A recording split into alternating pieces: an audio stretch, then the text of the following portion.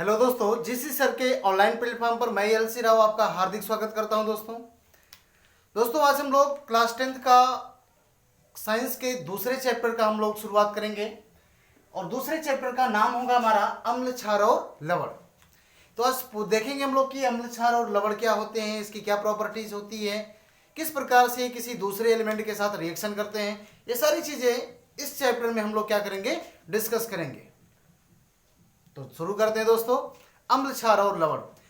अम्ल, क्षार और लवण की अगर बात करें तो अगर हम सबसे पहले अपने डेली लाइफ की बात करें, डेली लाइफ में भी हम लोग कई ऐसी भी वस्तुओं को खाते हैं या पीते हैं जो जिनका स्वाद हमें खट्टा लगता है या कुछ का स्वाद हमें कड़वा लगता है, ये आप जानते हैं।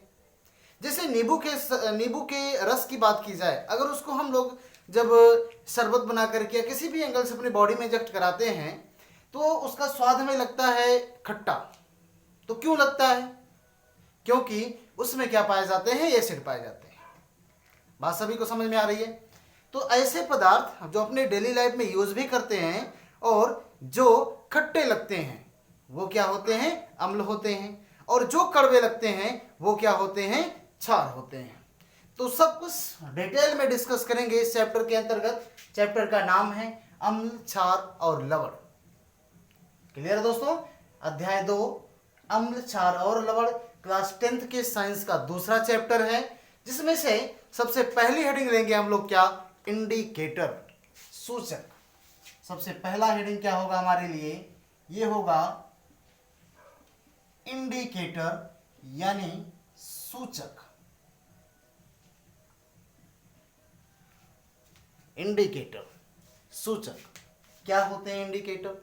जैसा कि नाम से ही क्लियर है, इंडिकेटर यानी इंडिकेट करने वाला।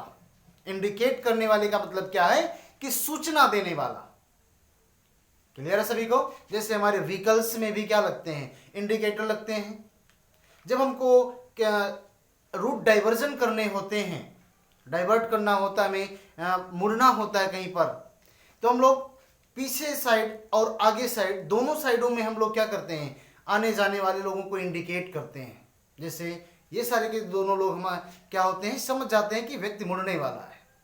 ठीक उसी तरीके से केमिकल जो होते हैं, रसायन जो होते हैं, उनकी अम्लता और क्षारीयता का पता लगाने के लिए जो वस्तुएं प्रयोग में लाई जाती हैं, जो पदार्थ प्रयोग किए जाते हैं, वही क्या कहलाते हैं, इंडिकेटर कहलाते हैं, सूचक कहलाते हैं। अगर इसकी डेफिनेशन हमको लिखनी हो तो हम लोग इस तरीके से लिख सकते हैं कि वे पदार्थ जिनका प्रयोग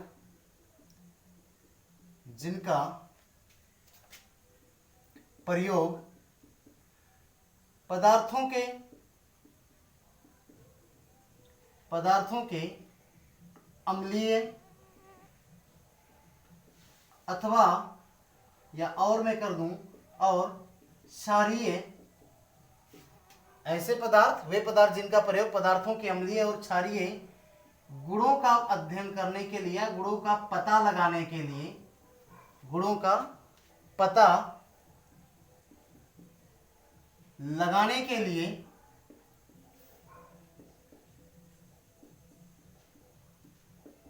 प्रयोग किया जाता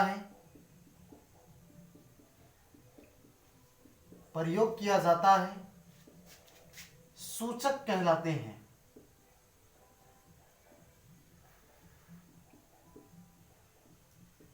सूचक कहलाते हैं। क्या कहलाते हैं ये? सूचक कहलाते हैं। यानी ऐसे पदार्थ जिनका प्रयोग पदार्थों के अम्लीय अथवा क्षारीय गुणों का पता लगाने के लिए प्रयोग किए जाते हैं, क्या कहलाते हैं, वो सूचक कहलाते हैं।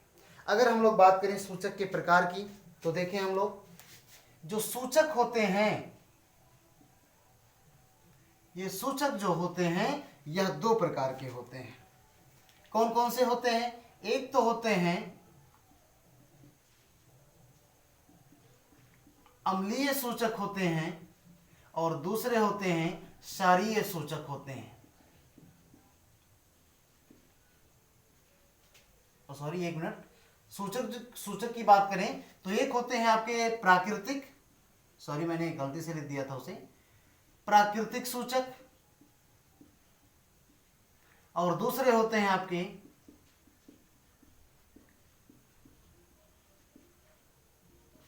कृत्रिम सूचक। क्या होते हैं? प्राकृतिक सूचक और कृत्रिम सूचक, यानी जिससे हम लोग नेचुरल इंडिकेटर या दूसरे को हम लोग क्या बोलते हैं? सिंथेटिक इंडिकेटर, सिंथेटिक इंडिकेटर बोलते हैं। इंडिकेटर कितने प्रकार के होते हैं? दो प्रकार के होते हैं। एक प्राकृतिक सूचक होते हैं और दूसरे क्या होते हैं? कृत्रिम सूचक होते हैं। प्राकृतिक सूचक की अगर हम लोग बात करें तो ये जो होते हैं ऐसे सूचक या ऐसे पदार्थ, ऐसे सूचक जिनका स्रोत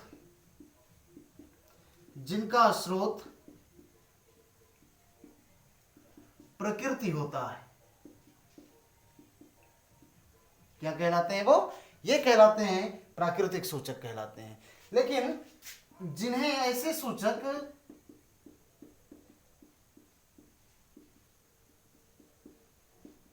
जिनका निर्माण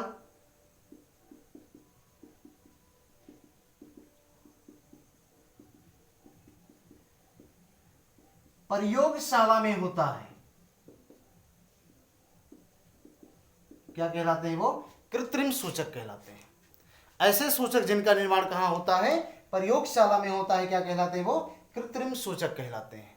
लेकिन ऐसे सूचक जिनको हम लोग प्रकृति से प्राप्त करते हैं, क्या कहलाते हैं वो? प्राकृतिक सूचक कहलाते हैं। इसका जो एग्जाम्पल है, एग्जाम्पल देखना, इसका जो एग्जाम्पल है, जैसे एग्जाम्पल के लिए हो गया हमारे पास एक बड़ा ही व्यापक स्तर पर प्रयोग किया जाने वाला एक स्टैंडर्ड लेवल पर प्रयोग किया जाने वाला होता है हमारा क्या? Litmus paper. Litmus paper. दूसरा होता है हमारे पास हल्दी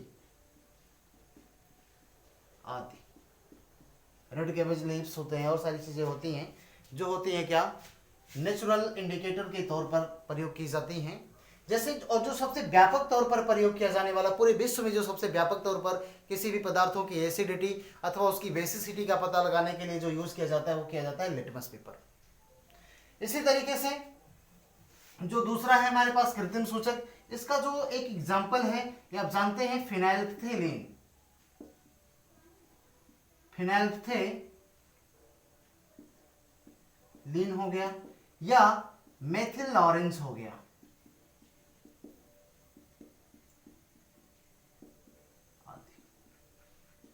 ये ऐसे सूचक होते हैं जिनका निर्माण हम लोग कहां करते हैं? जिनका निर्माण हम लोग प्रयोगशाला में करते हैं। और ये ऐसे सूचक होते हैं जिनका निर्माण हम लोग कहां करते हैं? जिनका निर्माण हम लोग प्रयोगशाला में नहीं करते, बल्कि ये कहां से प्राप्त किए जाते हैं? प्रकृति से प्राप्त किए जाते हैं।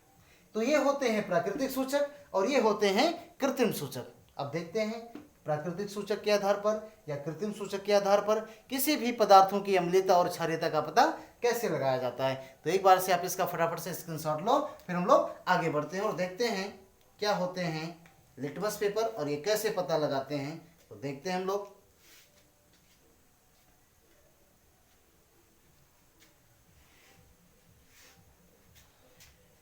तो देखिए दोस्तों, लिटमस पेपर की अगर हम लोग बात करें, सबसे पहले हम लोग टेस्ट करते हैं किसके लिए? एक एक्टिविटी है हमारे लिए और इस एक्टिविटी में हम लोग देखेंगे, जैसे हमारे पास क्या है? एक बीकर है,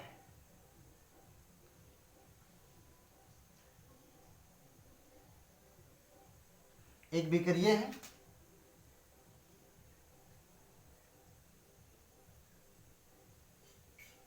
एक दूसरा बीकर ये है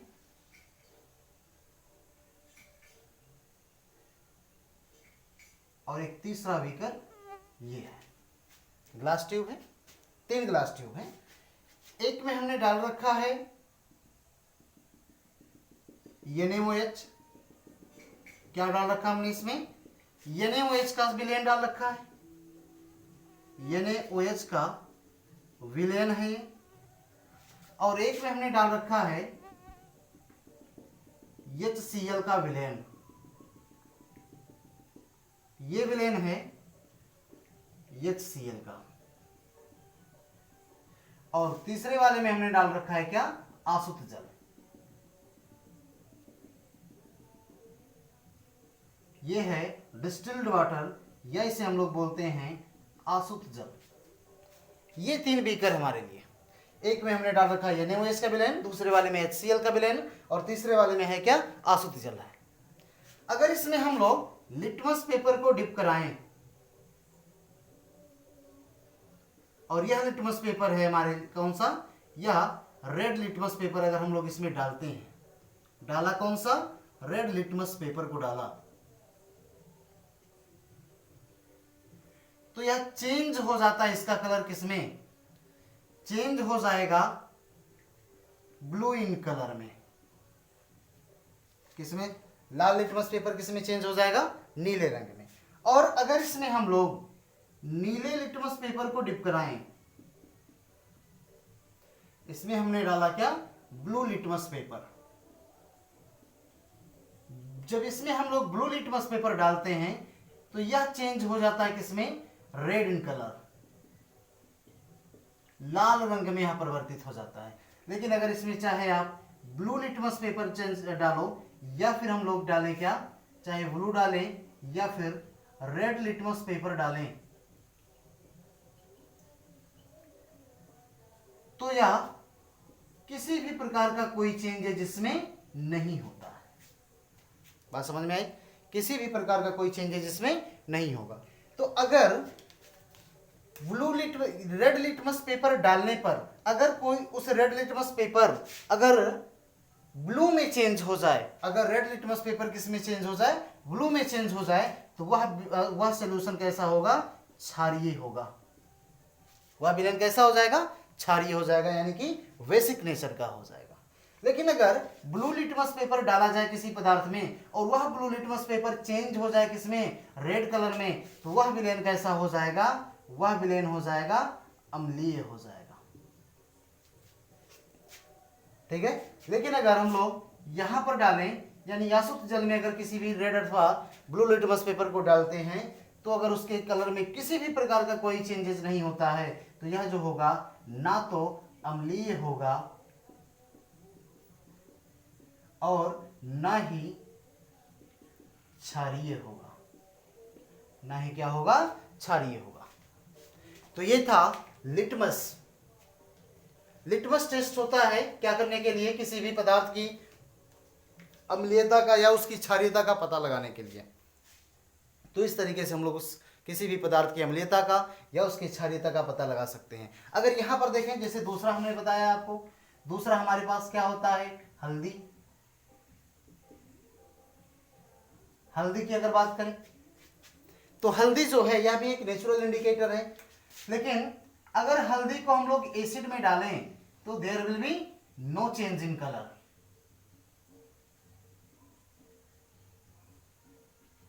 रंग में किसी भी प्रकार का कोई परिवर्तन नहीं होगा। लेकिन अगर सोचो, जैसे हमारे कोई कपड़ा है, उस कपड़े में अगर हल्दी लगी हुई है और उसके ऊपर अगर हमने सोडियम हाइड्रोक्साइड का सॉल्यूशन डाल दिया, यानी एक बेस डाला, तो यह चेंज हो जाता है किसमें, पिंक, यानी कि गुलाबी कलर में चेंज हो जाता है। तो इससे भी हम हल्दी से भी क्या कर सकते हैं, पता लगा सकते हैं कि अगर पिंक कलर दे रहा है हल्दी के डालने पर या NaOH के डालने पर, तो वह क्या हो जाएगा, बेस हो जाएगा। और अगर हल्दी डालने पर उसके कलर में किसी भी प्रकार का कोई चेंजेस नहीं हो रहा है, तो फिर वह क्या होगा, एसिड होगा। तो ये था नेचुरल इंडिकेटर, जिसमें हमने आपको बताया लिटमस पेपर के द्वारा कैसे टेस्ट करते हैं और हल्दी के द्वारा कैसे टेस्ट करते हैं। एक बार से आप इसका फटाफट से स्क्रीनशॉट लो। फिर हम लोग देखते हैं कि जो सिंथेटिक इंडिकेटर होते हैं, जैसे फिनाइलफ्थेलिन होता है, वह किस प्रकार से यूज किया जाता है, उसके बारे में भी हम लोग डिस्कस करेंगे। तो एक बार से आप इसका स्क्रीनशॉट लो, फिर देखते हैं हम लोग।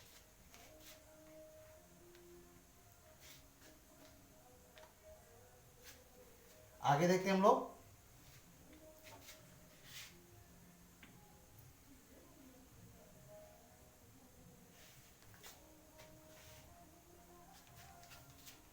नेक्स्ट हमारे लिए है जो सिंथेटिक है, सिंथेटिक इंडिकेटर, यानी कि कृत्रिम कृत्रिम सूचक के द्वारा हम लोग कैसे किसी भी पदार्थ की अम्लीयता अथवा क्षारीयता का पता लगाएंगे। इसकी परिभाषा मैंने आपको पहले ही बता दी कि ऐसे सूचक जिनका निर्माण हम लोग किसमें करते हैं, प्रयोगशाला में करते हैं, क्या कहलाते हैं वो कृत्रिम सूचक कहलाते हैं। इसके लिए भी हम लोग इसे भी दोस्तों एक्टिविटी के थ्रू समझेंगे। और एक्टिविटी है हमारे लिए, जैसे एक्टिविटी है, हम यहां पर भी हम लोगों ने 3 बीकर लिया। एक पहला बीकर है ये, एक दूसरा बीकर है ये,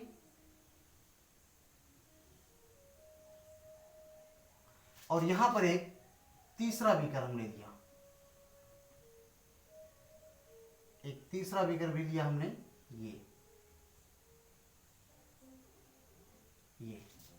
ये 3 बीकर लिए हमने। यहां पर हमने डाल दिया HCl का विलयन। तीनों में अलग अलग विलयन डालने हैं, किसी में आप डाल दीजिए। ये हमारे लिए क्या, HCl का विलयन। ये हमको पता नहीं है कि यह अम्लीय है या क्षारीय है।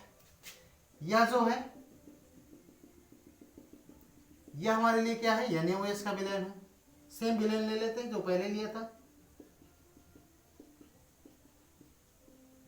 और यहां पर हमने डाल दिया क्या, यहां पर हमने डाला आसुत जल, डिस्टिल्ड वाटर।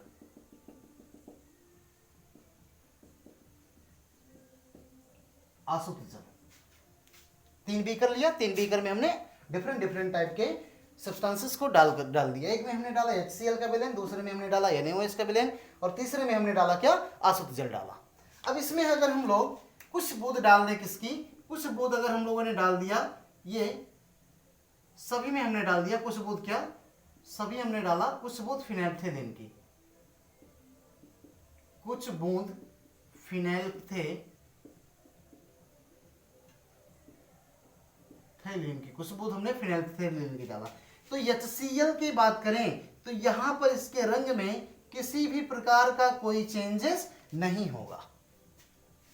जब हम लोग HCl के विलयन में फिनाइल्फ्थेलिन को डालेंगे तो HCl का विलयन किसी भी प्रकार के उसके रंग में कोई चेंजेस नहीं होगा। लेकिन अगर फिनाइल्फ्थेलिन की बूंद हम लोग NaOH के विलयन में डालते हैं तो यह NaOH का विलयन पिंक कलर में क्या हो जाता है, चेंज हो जाता है। पिंक कलर में क्या हो जाएगा, चेंज हो जाएगा। और अगर आसुत जल में डाला जाए तो there will be no change in colour, यहां भी किसी भी प्रकार का कोई चेंज नहीं होगा। यानी फिनाइल्फ्थेलिन का अम्ल में डालने पर किसी भी प्रकार के कलर में कोई चेंजेस नहीं है, जबकि NaOH के विलयन में डालने पर यह पिंक कलर का, जिससे यह पता चलता है कि जो HCl है यह एसिड है, जो है बेस है, जो NaOH है यह एक बेस है, और जहां पर कोई चेंजेस नहीं हो रहा है आसुत जल, यह कैसा होता है, यह न्यूट्रल होता है, उदासीन होता है। क्लियर है सभी को। तो इस तरीके से एक्टिविटी हमने देखा सिंथेटिक इंडिकेटर के लिए। इसी तरीके से हम लोग देख सकते हैं मेथाइल ऑरेंज के लिए। मेथिल ऑरेंज,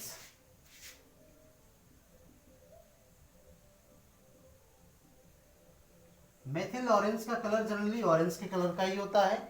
अगर इसे हम लोग एसिड में डालते हैं तो एसिड में डालने पर यह लाल रंग में क्या हो जाता है, परिवर्तित हो जाता है। लेकिन अगर बेस में डाला जाए तो नो चेंज। कभी कभी पीला रंग हल्का देता है, लेकिन अधिकतर में क्या होता है, यहाँ पे नो चेंज होता है। तो ये था इंडिकेटर। इंडिकेटर कैसे यूज किए जाते हैं, इंडिकेटर के यूज करने पर किस प्रकार के रंग में चेंज होते हैं, उन चेंज के आधार पर कैसे हम लोग अम्लीयता का और क्षारीयता का निर्धारण करते हैं, ये पूरी कंप्लीट चर्चा किया हम लोगों ने। अब एक टेबल के माध्यम से हम लोग देखेंगे कि कुछ अम्ल को लेकर के और कुछ क्षार को लेकर के कि किस प्रकार से रंग चेंज होंगे यहाँ पे। तो एक बार से आप इसका फटाफट से स्क्रीनशॉट लो, फिर हम लोग देखते हैं आगे।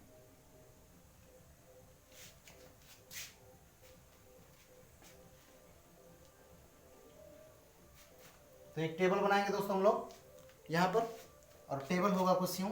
यहाँ पर हमने ले लिया सैंपल को, और ये है हमारे पास रेड लिटमस, और ये है हमारे पास यहाँ पे ब्लू लिटमस, और यहां पर हो जाएगा क्या, मेथिल ऑरेंज। मेथिल ऑरेंज हो जाएगा। रेड लिटमस, ब्लू लिटमस और मेथिल ऑरेंज है। तो सबसे पहले हमने एसिड लिया और एसिड में हमने ले लिया HCl, हमने ले लिया H2SO4, हमने ले लिया H2CO3, या फिर हमने ले लिया कोई सा भी एसिड ले लें CH3COH, ये है। तो अगर HCl में रेड लिटमस पेपर डाला जाएगा तो चेंज किस में होगा, ये ब्लू में। लेकिन अगर ब्लू लिटमस पेपर अम्ल में डाला जाए, सॉरी यहाँ पे रेड लिटमस पेपर अगर HCl में डाला जाएगा तो यहां पर क्या होगा, नो चेंज होगा। लेकिन अगर ब्लू लिटमस पेपर एसिड में डाला जाएगा तो यह किस में चेंज होगा, रेड इन कलर में। और मेथिल ऑरेंज किस में हो जाएगा, यह भी हो जाएगा रेड में हो जाएगा। इसी तरीके से ये पूरा का पूरा नो चेंज और ये पूरा का पूरा क्या देगा, रेड इन कलर देगा, और ये भी क्या देगा, रेड इन कलर देगा। लेकिन अगर रेड लिटमस पेपर को, ये पूरा का पूरा क्या है, यहाँ पे एक एसिड है, आप जानते हैं ये क्या है, एसिड है। लेकिन अगर हम बेस ले लें, यहाँ पे हमने ले लिया KOH, हमने ले लिया NaOH, हमने ले लिया यहाँ पे CaOH का होल ट्वाइस, हमने ले लिया यहाँ पे AlOH का होल थ्राइस, ये सारे के सारे बेस हैं दोस्तों।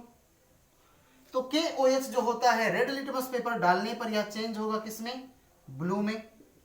रेड लिटमस पेपर डालेंगे हम लोग तो ब्लू में ही चेंज होगा, और ब्लू लिटमस पेपर डालेंगे तो यहां पर क्या हो जाएगा, नो चेंज इन कलर। मैंने आपको बताया पहले भी इसके बारे में। और मेथिल ऑरेंज यहां पर भी नो चेंज अधिकतर होता है, लेकिन कहीं कहीं पर येलो रंग ये देता है। ये पूरा का पूरा टेबल अगर याद है तो पूरी तरीके से आपको क्या याद है, इंडिकेटर याद है। तो एक बार से आप इसका फटाफट से स्क्रीनशॉट लो, फिर हम लोग आगे देखते हैं और देखते हैं कि एक प्रकार का और इंडिकेटर होता है जिसे हम लोग ऑल्फैक्टरी इंडिकेटर कहते हैं, जिसे गंधीय सूचक कहा जाता है। क्या होता है उसके बारे में देखते हैं।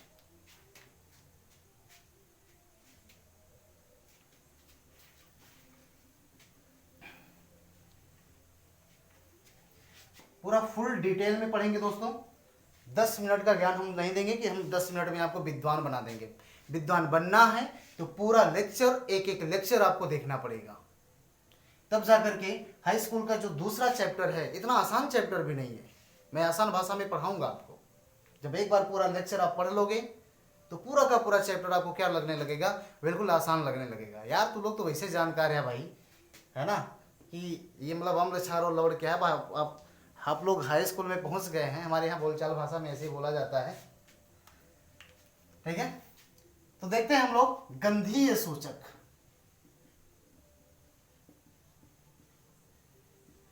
ऑल्फैक्टरी इंडिकेटर होते हैं गंधीय सूचक। देखो गंधीय सूचक के द्वारा हम लोग किसी भी पदार्थ की अम्लता क्षारीयता का कैसे पता लगाते हैं, देखते हैं यहाँ पे। जैसे देखो गंधीय सूचक का पता लगाने के लिए हमको लेना है एक ऑनियन, एक प्याज लेना है। इस प्याज को बारीक काट देना है,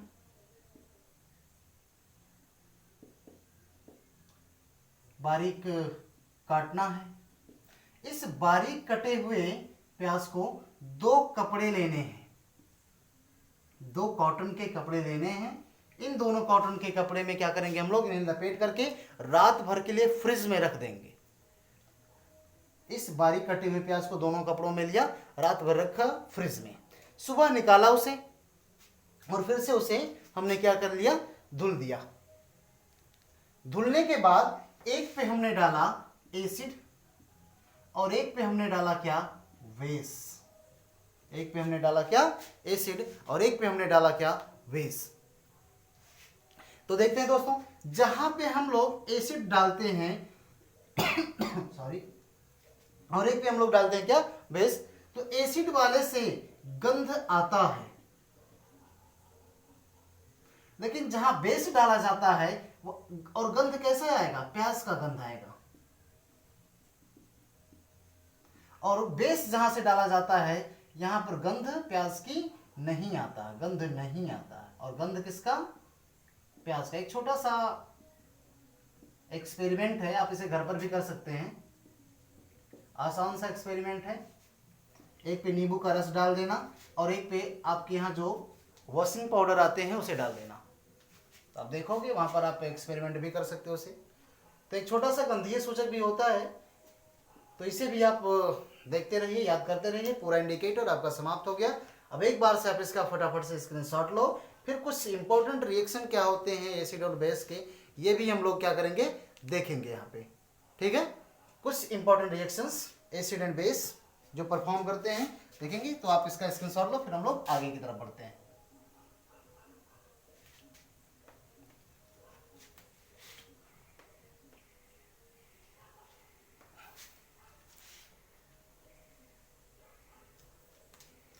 अगली हेडिंग है हमारे लिए, हेडिंग है धातु का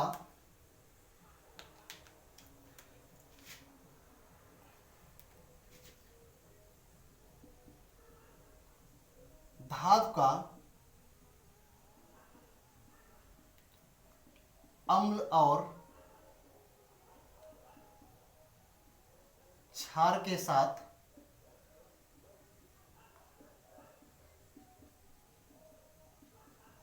अभिक्रिया, यानी reaction of metal with acid and base, यानी अम्ल और क्षार के साथ इसकी कैसे अभिक्रिया होती है, क्या होती है, ये अपने को देखना है। तो इसके लिए हम एक एक्टिविटी देखते हैं, फिर आगे रूल भी देखेंगे और उसकी डेफिनेशन भी देखेंगे, सारी चीजें क्लियर करेंगे। लेकिन यहाँ पर सबसे पहले हम लोग एक्टिविटी के थ्रू परफॉर्म करते हैं, क्योंकि एनसीईआरटी जो है दोस्तों, एनसीईआरटी में देखिए आप लोग एक्टिविटी के थ्रू वो परफॉर्म करके बताया सारी चीजें एक्टिविटी के थ्रू। और जब एक बार एक्टिविटी आपको ऑब्जर्व कर लेते हैं एक्टिविटी पूरी तरीके से, तो वहाँ पर थ्योरी लिख पाना, रिएक्शन कर पाना, बहुत सारी चीजें बहुत आसान हो जाती हैं। तो हर एक चीज हम लोग शुरुआत से ही, इसके पहले हम लोगों ने पहला चैप्टर कवर किया reaction, chemical equation and reaction, उसमें भी सारी चीजें हमने आपको एग्जाम्पल के थ्रू और एक्टिविटी के थ्रू बताया। उससे क्या होता है कि चीजें बहुत ही क्या हो जाती हैं, बहुत सी कॉम्प्लिकेटेड चीजें बहुत आसान वे में समझ में आ जाती हैं। तो यहां पर भी देखते हैं धातु का अम्ल और क्षार के साथ कैसे अभिक्रिया होता है, देखते हैं एक एक करके पूरी रिएक्शन कंप्लीट करेंगे हम लोग, देखते हैं यहाँ पे। तो इसके लिए एक एक्टिविटी करेंगे हम लोग, और एक्टिविटी कुछ यूं होगी। हमारे पास क्या है, हमने लिया यहाँ पे एक व्हीकल लिया, सेट बंजा, एक ग्लास ट्यूब लिया कुछ इस प्रकार का, ठीक है, ये ग्लास ट्यूब है, क्या है दोस्तों, ये ग्लास ट्यूब। और इस ग्लास ट्यूब में हमने डाल रखा है जिंक के टुकड़े, जिंक ग्रेन्यूल्स हैं, जिंक के टुकड़े।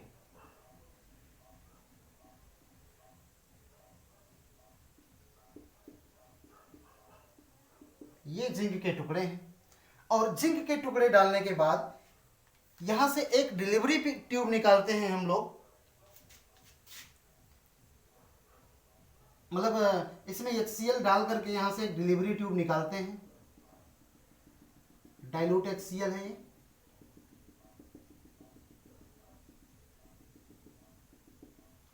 ये है डाइल्यूट HCl। और इसको पकड़ने के लिए, इसको रोकने के लिए हम लोग क्या यूज करते हैं, हम लोग यूज करते हैं यहां पे स्टैंड, स्टैंड कुछ इस तरीके का, ये स्टैंड है। और यहां पर भी एक कंटेनर रखते हैं हम लोग, जल से भरा हुआ, ये जल से भरा हुआ कंटेनर यहां पे हम लोग रख देते हैं। ये सारे इंस्ट्रूमेंट लेकर के आप एक्सपेरिमेंट भी कर सकते हैं, लेकिन एक्सपेरिमेंट बहुत केयरफुली की जाती है, आप लोग बहुत केयरफुली करेंगे इसे। और यहां से हम लोगों ने एक डिलीवरी ट्यूब निकाला,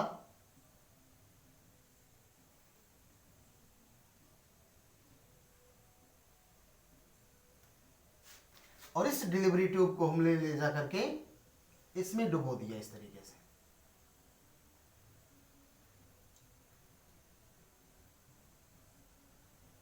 ये है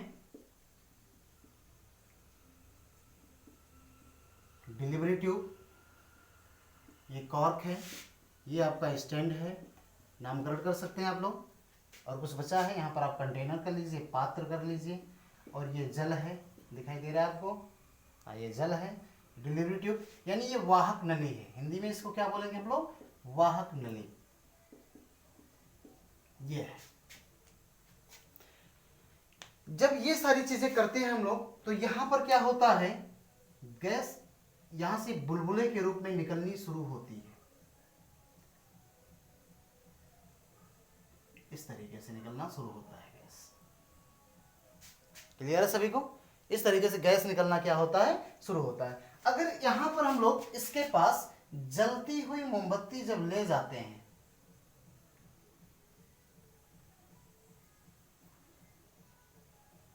जब जलती हुई मोमबत्ती इसके पास ले जाते हैं हम लोग, ये जलती हुई मोमबत्ती है ये। जब जलती हुई मोमबत्ती इसके पास ले जाया जाता है तो यह गैस जो होता है फट फट की आवाज के साथ, फट फट की आवाज के साथ जलने लगता है। और इसके पहले वाले चैप्टर में हमने आपको जडेन की रिएक्शन HCl के साथ करा करके बताया था, अगर वो गैस फट फट की आवाज के साथ जल रही है तो फिर जिससे क्लियर हो जाता है निकलने वाली गैस कौन सी है, ये हाइड्रोजन गैस है। कौन सी गैस है ये, हाइड्रोजन गैस है। तो ये पूरा का पूरा एक्सपेरिमेंट होता है हमारे लिए कि कैसे धातु अम्ल के साथ, क्योंकि आप जानते हैं जिंक जो है यह क्या है, एक धातु है। और HCl अभी आपने बताया, अब हम लोगों ने पता लगाया कि HCl क्या है, एक अम्ल है। अम्ल की जगह पर आप क्षार भी ले लीजिए, यानी वो इसके ले लीजिए, चाहे क्षार ले लीजिए, चाहे HCl ले लीजिए, कुछ भी ले लीजिए, सेम रिएक्शन होगी। हाइड्रोजन गैस यहाँ से क्या हो जाएगी, बाहर निकलेगी। हाइड्रोजन गैस क्या होगी, बाहर निकलेगी। होगा क्या, जब HCl को हम लोग जिंक के टुकड़े में डालते हैं इसमें भर करके, तो ये डिलीवरी ट्यूब से होकर के यहाँ से गैस बाहर जाती है। और ये कौन सी गैस होती है, जब इसके पास मोमबत्ती लगाया हम लोगों ने, जलती हुई मोमबत्ती ले गया तो यह फट फट की आवाज के साथ जली, जिससे यह क्लियर हुआ क्या गैस कौन सी है, यह गैस हाइड्रोजन है। रूल क्या बनेगा, एक बार से आप इसका स्क्रीनशॉट लो, फिर हम लोग रूल देखेंगे, इसकी परिभाषा देखेंगे और सारी चीजें, एग्जाम्पल देखेंगे, सारी चीजें देखेंगे हम लोग। इसके लिए स्क्रीनशॉट ले लिया सबने, रूल क्या बनेगा इसके लिए देखते हैं।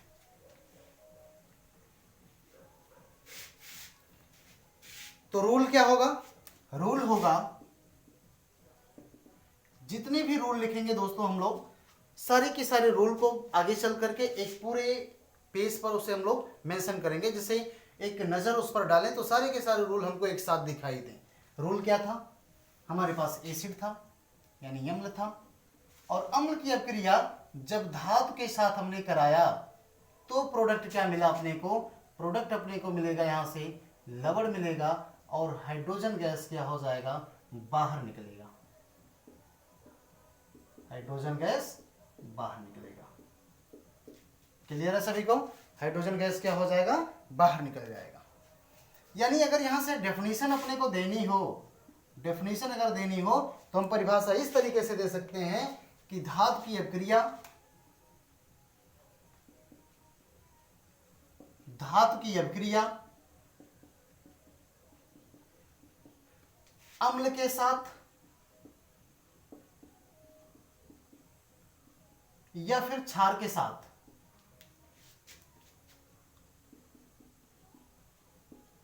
क्षार के साथ कराने पर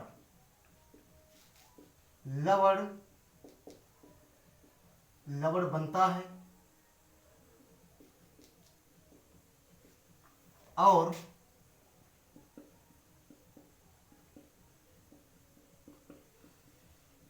हाइड्रोजन गैस बाहर निकलता है।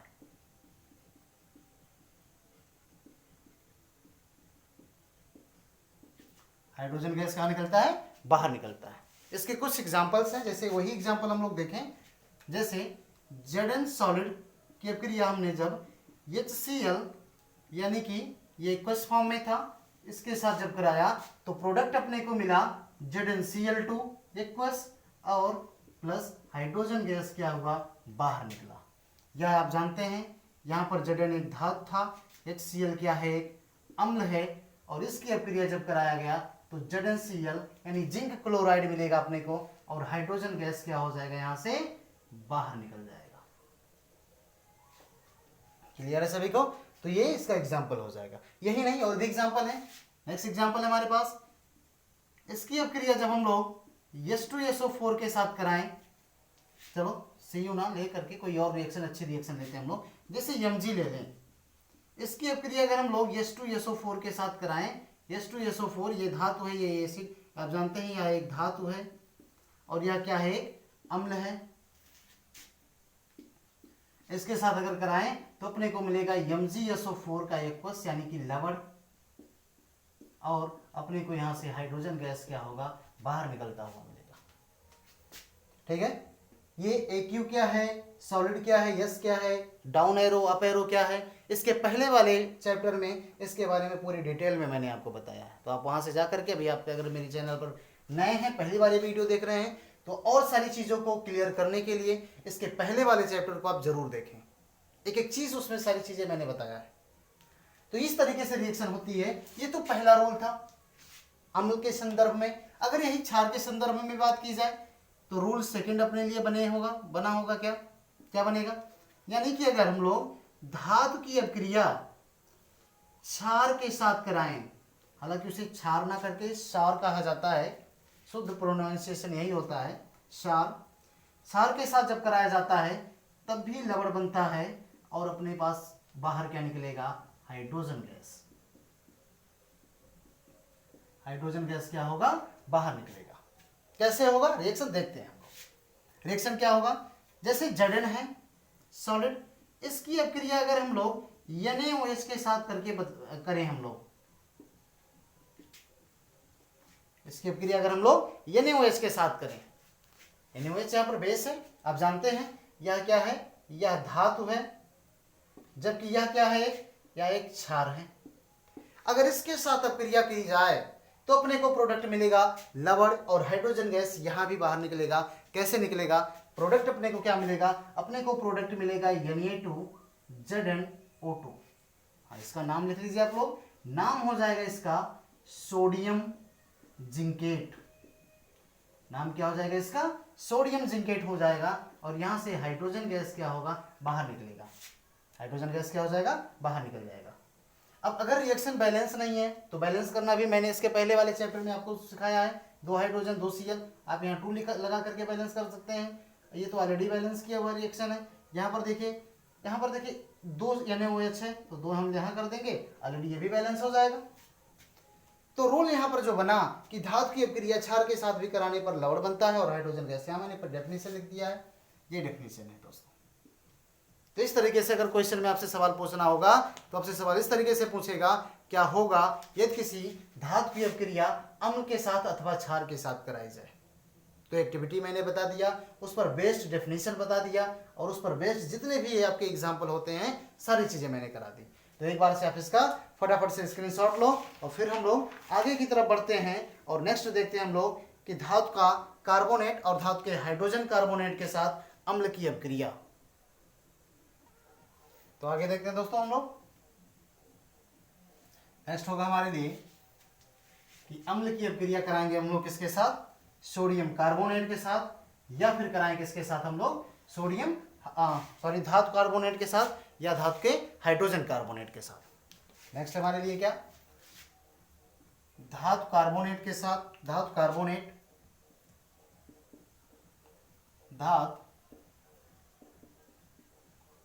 कार्बोनेट अथवा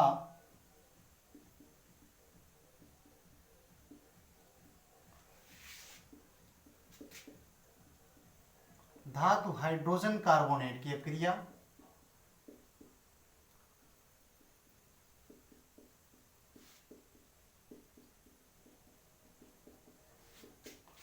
अम्ल के साथ।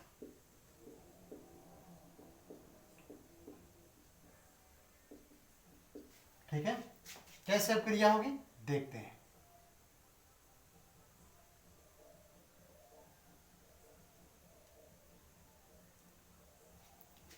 पूरी पूरी पूरी की पूरी अब क्रिया हम लोग एक्टिविटी के थ्रू देखते हैं। तो सबसे पहले एक्टिविटी है हमारे लिए,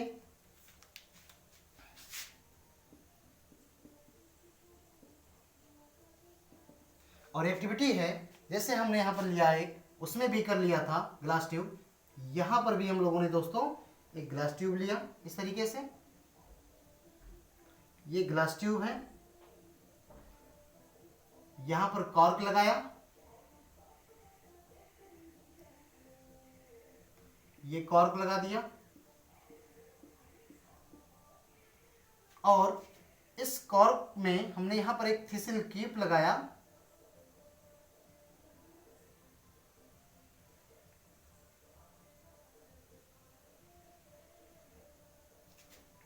और यहां से एक वाहक नली लगाई,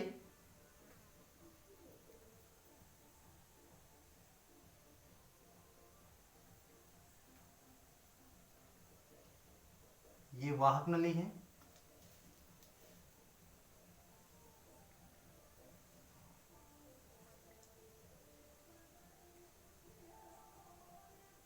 ये वाहक नली हो गई।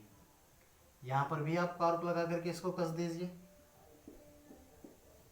ये ग्लास ट्यूब है, ये भी ग्लास ट्यूब है, और इसमें आपको लेना है बुझा हुआ चूना, स्लैग लाइम, यानी कैल्शियम हाइड्रोक्साइड का विलयन, CaOH के होल ट्वाइस का विलयन, कैल्शियम हाइड्रोक्साइड का विलयन। और इस थिसिल कीप की सहायता से हम लोग क्या डालेंगे इसमें हम लोग डालेंगे HCl, और यहां पर हमने ले लिया सोडियम कार्बोनेट। नाम क्या है इसका दोस्तों? नाम है इसका सोडियम कार्बोनेट, ये सोडियम कार्बोनेट है। और इसकी सहायता से, इस थिसिल कीप की सहायता से हमने सोडियम कार्बोनेट लिया, ये है सोडियम कार्बोनेट,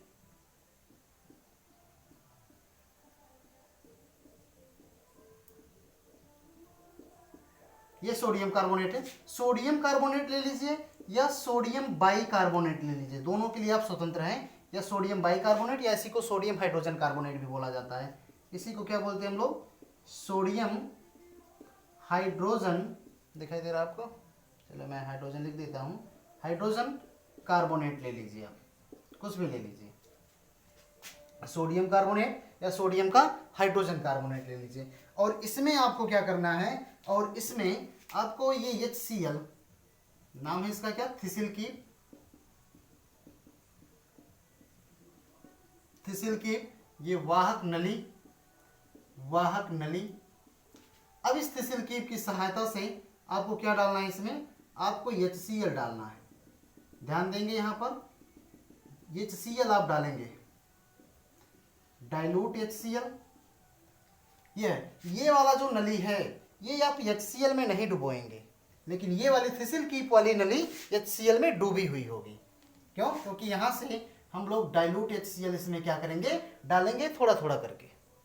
और यहां से देखते हैं हम लोग एक गैस यहां से प्रोड्यूस होती है, वह गैस जब इसमें जाती है, यहां पर आती है, तो इस कैल्शियम हाइड्रोक्साइड के रंग को दूधिया कर देती है ना? दूधिया रंग में यहां क्या हो जाता है? परिवर्तित हो जाता है। कैल्शियम के हाइड्रोक्साइड का रंग दूधिया तभी होता है जब उसमें हम लोग कार्बन डाइऑक्साइड गैस भेजें।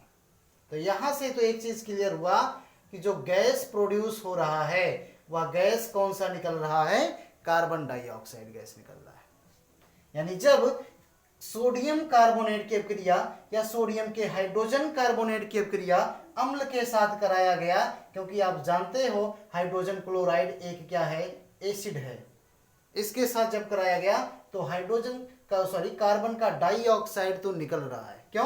क्योंकि यह जब कैल्शियम के हाइड्रोक्साइड विलयन में जाता है तो उसके रंग को किसमें परिवर्तित कर देता है? तो उसके रंग को परिवर्तित कर देता है दूधिया रंग में। रिएक्शन क्या होता है? सारे रिएक्शन देखेंगे, लेकिन उसके पहले आप इस सारे जो भी फिगर हम लोगों ने बनाया है, जो भी एक्टिविटी हम लोगों ने किया है, उसका आप स्क्रीनशॉट एक बार ले लें।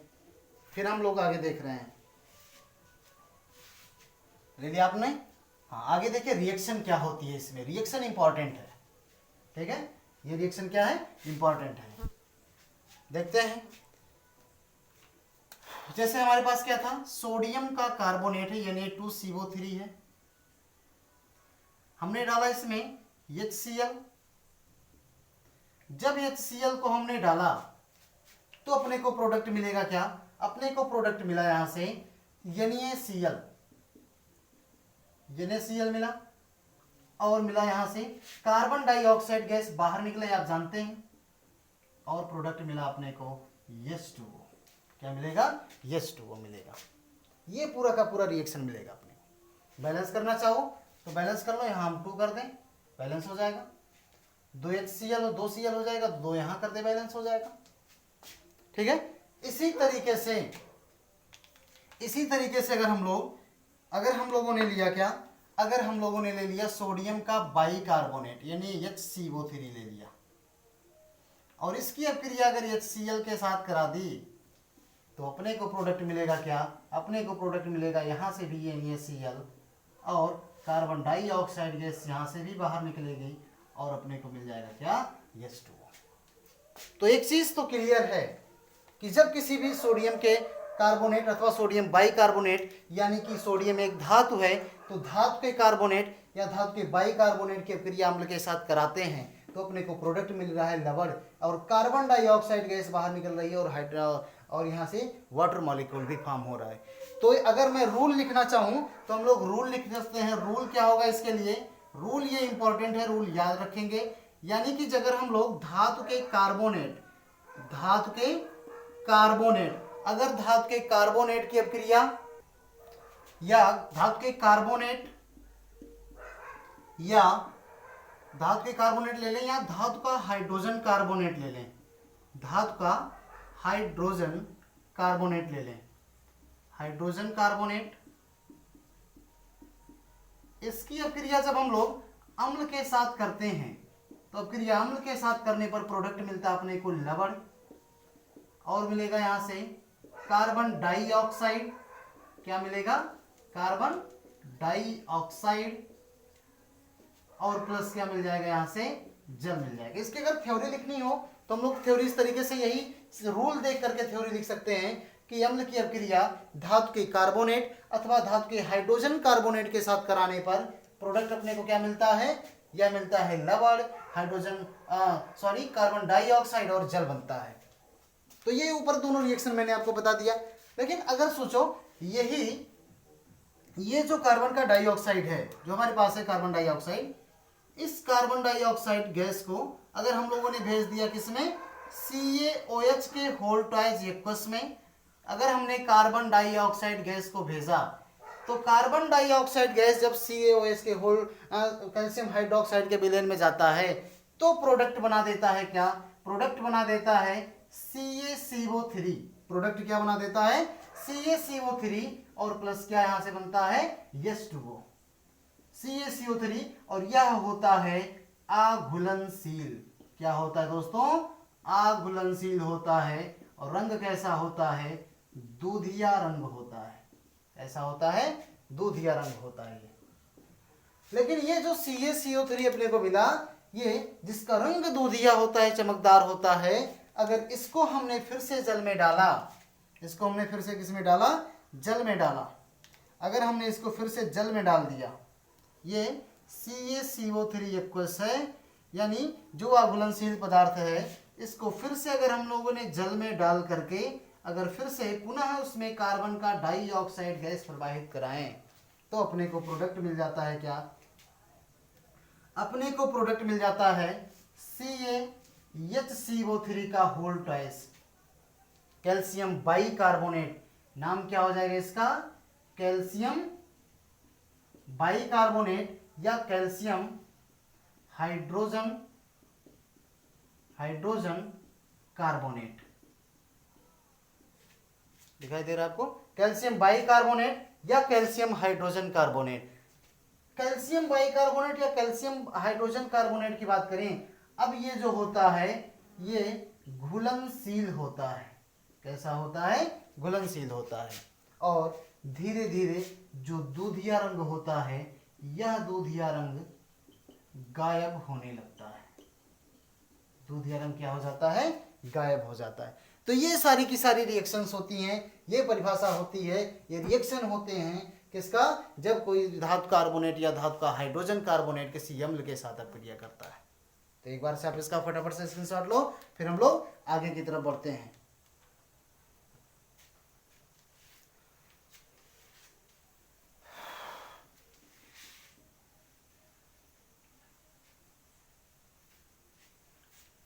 तो देखो दोस्तों, कुछ इंपॉर्टेंट टर्म्स हैं जो बार बार एग्जाम में पूछ लिए जाते हैं।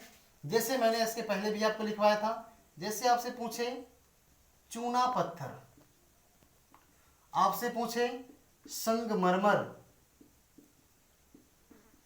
आपसे पूछे खड़िया पूछ ले, या आपसे पूछे अंडे का जो छिलका, यानी अंडे का जो छिलका होता है यह किसका बना होता है? तो यह बना होता है CaCO3। नाम क्या हो जाएगा? कैल्शियम कार्बोनेट का। कैल्शियम कार्बोनेट कई बार पूछा गया सवाल है ये। मैंने आपको बताया था बिना बुझा चूना का फॉर्मूला, बिना बुझा चूना जिसे क्विक लाइम भी बोला जाता है, कैल्शियम ऑक्साइड हो जाएगा। अगर मैं पूछूं आपसे बुझा हुआ चूना, बुझा हुआ चूना, तो ये फॉर्मूला हो जाएगा CaOH का होल प्राइस। ये आप याद रखेंगे, ये सारे के सारे जो 3 फॉर्मूले हैं ये आप याद रखेंगे। से आप फटाफट से स्क्रीनशॉट लो, फिर हम लोग आगे बढ़ते हैं और देखते हैं सेशन का नेक्स्ट टॉपिक। तो नेक्स्ट देखते हैं दोस्तों, नेक्स्ट जो टॉपिक हमारे लिए नेक्स्ट टॉपिक है अम्ल और क्षार की अभिक्रिया। नेक्स्ट हेडिंग क्या है? नेक्स्ट हेडिंग है अम्ल और क्षार की अभिक्रिया।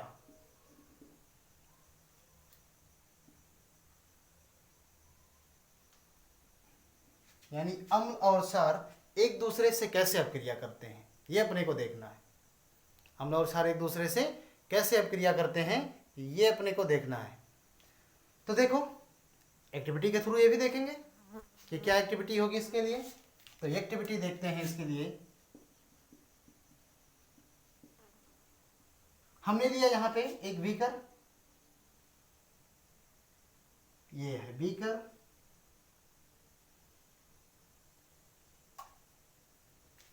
इसे नाम दे दिया हमने ग्लास ट्यूब। ठीक है, ये ग्लास ट्यूब है।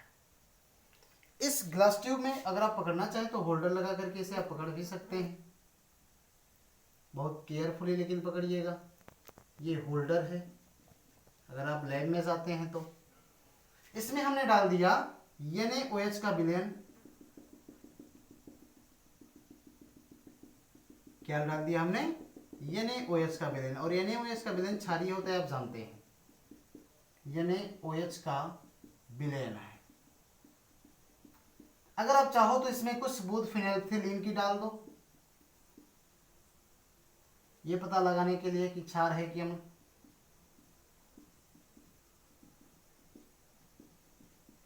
तो अगर आप कुछ बूंद फिनाइलएथिलीन की डालोगे तो इसका जो रंग हो जाएगा कैसा हो जाएगा? ज्यादा नहीं डालना है आपको, थोड़ा सा डालना है, 1-2 बूंद डाल दीजिए फिनाइलएथिलीन की, तो इसका रंग कैसा हो जाएगा? पिंक कलर का हो जाएगा।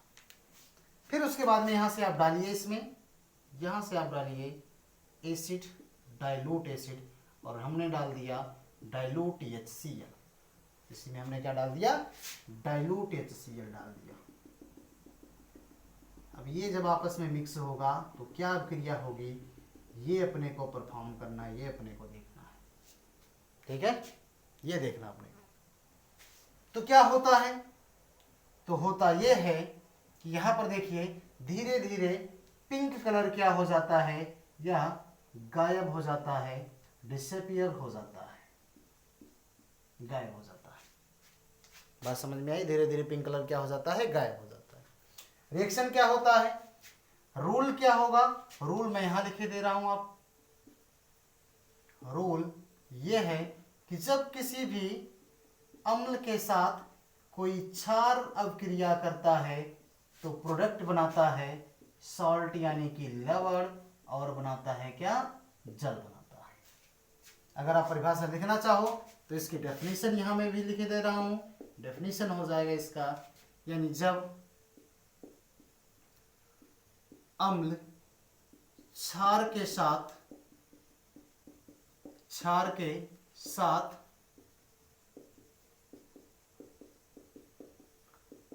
अभिक्रिया करता है तो लवण और जल बनाता है। तो क्या बनाता है, तो लवण और जल बनाता है। ये इसकी डेफिनेशन हो जाएगी, परिभाषा। जब अम्ल क्षार के साथ अभिक्रिया करता है तो लवण और जल बनाता है।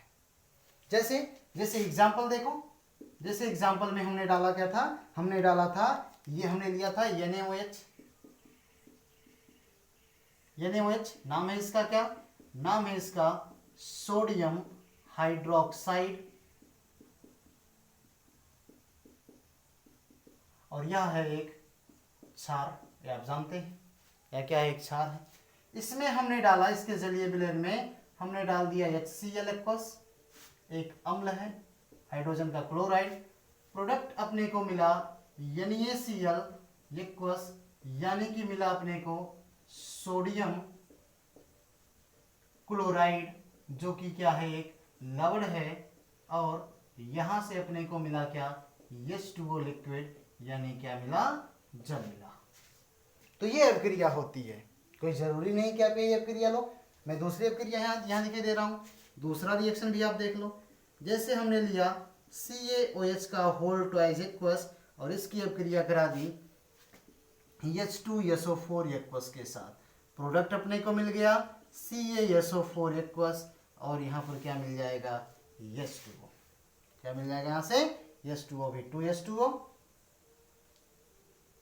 4 2 6 4 2 6, सही है, 2H2O मिल जाएगा।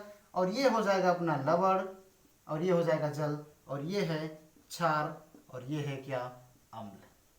तो जब किसी भी क्षार की अभिक्रिया किसी अम्ल के साथ कराई जाती है तो अपने को क्या मिलता है, प्रोडक्ट, तो लवण और जल बनता है। बस ये आपको याद रखना है। तो क्या बनेगा, लवण और जल बनेगा। रूल ये है, रूल आपको याद होने चाहिए, ये रूल आपको जरूर याद होना चाहिए। सारे जितने भी रूल लिख रहे हैं वो सारे के सारे रूल बाद में हम लोग एक पेज में अलग से लिख लेना है आप लोग, जिससे उसको रिवाइज करने में किसी भी प्रकार की कोई प्रॉब्लम ना हो आपको। तो ये रिएक्शन हो गई अम्ल और क्षार की अभिक्रिया, कि अम्ल और क्षार एक दूसरे के साथ कैसे अभिक्रिया करेंगे। तो एक्टिविटी के थ्रू हम लोगों ने क्या किया, इसे समझा। एक बार से आप इसका फटाफट से स्क्रीनशॉट लो, और नेक्स्ट देखते हैं हम लोग कि धात्विक ऑक्साइड का अम्ल के साथ अभिक्रिया, कि धात्विक ऑक्साइड है तो अम्ल के साथ कैसे अभिक्रिया करेगा। देखो आप इसका, एक बार से आप इसका फटाफट से स्क्रीनशॉट लो, फिर उसे हम लोग देखते हैं।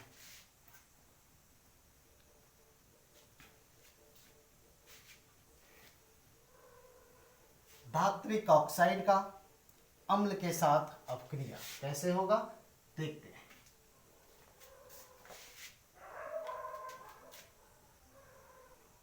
तो नेक्स्ट देखते हैं दोस्तों, नेक्स्ट है धात्विक ऑक्साइड का अम्ल के साथ अभिक्रिया। अगली हेडिंग है धात्विक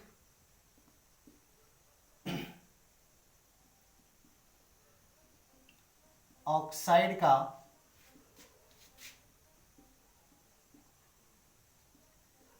अम्ल के साथ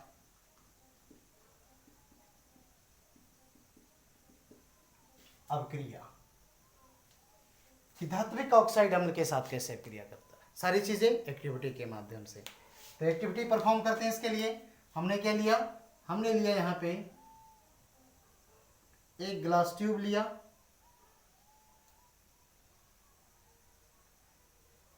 ये है ग्लास ट्यूब। इस ग्लास ट्यूब में हमने क्या डाल दिया, हमने डाल दिया कॉपर का ऑक्साइड डाल दिया।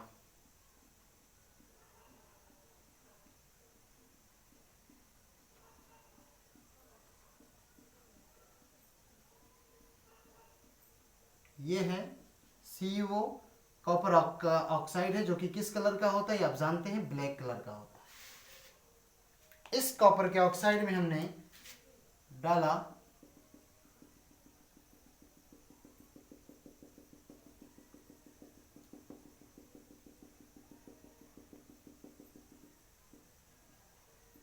Dilute HCl। जब हम लोग इसमें डाइल्यूट HCl डालते हैं तो धीरे धीरे इसका कलर जो होता है ब्लैक से चेंज होने लगता है, किसमें, ब्लू ग्रीन में, यानी कि नीले हरे रंग में, नीला हरा रंग में ये परिवर्तित होने लगता है। प्रोडक्ट क्या मिलेगा अपने को, रूल क्या हो जाएगा, रूल देखते हैं फिर डेफिनेशन देख लेंगे। यानी कि जब धात्विक ऑक्साइड, क्या है अपने पास, धात्विक ऑक्साइड है, इसकी अपक्रिया जब अम्ल के साथ हमने कराया तो भी अपने को प्रोडक्ट मिलता है क्या, लवण, और प्रोडक्ट मिलता है जल। ठीक है, धात्विक ऑक्साइड में हमने क्या लिया था, कॉपर का ऑक्साइड लिया था, किस कलर का, ब्लैक कलर का, और इसमें जब हमने HCl डाला, यानी अम्ल जब हमने इसमें डाला तो अम्ल डालने पर प्रोडक्ट अपने को मिला CuCl2, यानी कॉपर का क्लोराइड, जो कि किस कलर का है, ये ब्लू ग्रीन कलर का होता है। और यहां से अपने को मिला क्या, जल। क्या मिल जाएगा, जल मिल जाएगा। ठीक है, अगर इसकी डेफिनेशन अपने को देनी हो तो डेफिनेशन हम लोग इस तरीके से दे सकते हैं। डेफिनेशन हो जाएगा इसका कि अम्ल और जब धात्विक ऑक्साइड की अपक्रिया, धात्विक ऑक्साइड की अपक्रिया अम्ल के साथ कराई जाती है तो लवण और जल बनता है। जिससे एक चीज स्पष्ट हो जाता है कि जो धात्विक ऑक्साइड होता है, धात्विक ऑक्साइड यह होता है क्षारीय प्रकृति का होता है। कई बार पूछा गया सवाल है दोस्तों कि धात्विक ऑक्साइड किस प्रकृति का होता है, अधात्विक ऑक्साइड किस प्रकृति का होता है, या फिर उभयधर्मी जो उपधातु के जो ऑक्साइड होते हैं वो किस प्रकृति के होते हैं। तो आगे जैसे जैसे पढ़ते चलेंगे हम लोग देखते चलेंगे। मैं बता भी दूँ आपसे कि धात्विक ऑक्साइड जो होता है क्षारीय प्रकृति का होता है, अधात्विक ऑक्साइड जो होता है वो अम्लीय प्रकृति का होता है, और उपधातु के जो ऑक्साइड होते हैं उभयधर्मी प्रकृति के होते हैं। अगर इसकी कुछ और रिएक्शन देखना चाहें, जैसे MgO की अपक्रिया अगर हम लोग HCl के साथ करा दें, प्रोडक्ट अपने को मिल जाएगा MgCl2 + H2O। तो यहाँ पर देख रहे हैं कि धात्विक ऑक्साइड जब अम्ल के साथ अपक्रिया करता है तो प्रोडक्ट बनाता है लवण और जल बनाता है। तो एक बार से आप इसका स्क्रीनशॉट लो दोस्तों। ये था धात्विक ऑक्साइड का अम्ल के साथ अपक्रिया। तो बस आज के सेशन को यहीं पर समाप्त करेंगे। वीडियो कैसा लगा या मुझे लाइक शेयर कमेंट करके जरूर बताएंगे, और अगर आप मेरे चैनल पर नए हैं तो चैनल को सब्सक्राइब भी करेंगे दोस्तों। कल फिर मिलते हैं दोस्तों। Then bye to all of you.